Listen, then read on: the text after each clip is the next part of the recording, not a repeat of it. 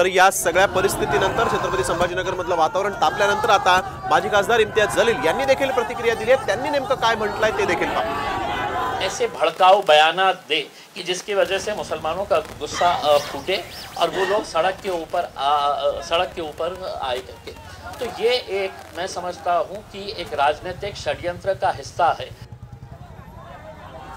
हे राजकीय षड्यंत्र असल्याचा आरोप यावेळेस इम्तियाज जलील यांनी केलेला आहे आणि रामगिरी महाराजांनी जे वादग्रस्त वक्तव्य केले होते त्या प्रकरणी त्यांच्यावर कारवाई व्हायला हवी, त्यांना अटक करावी अशी मागणी यावेळेस करण्यात आलेली आहे। या आंदोलनाचं, या रास्ता रोकोचं नेतृत्व मात्र कोणत्याही पॉलिटिकल राजकीय पक्षांनी केलेलं नाही असं देखील यावेळेस कळत आहे।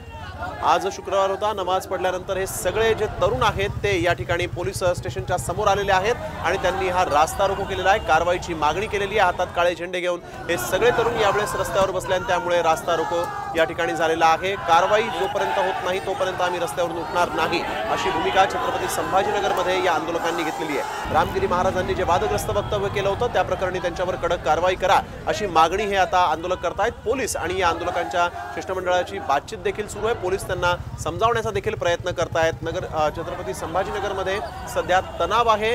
नगर संभाजीनगर हायवे या रास्ता रोकोमुळे जाम झालेला आहे, तर नाशिकमध्ये देखील सकल हिंदू मोर्चात तणावाची घटना घडलेली आहे।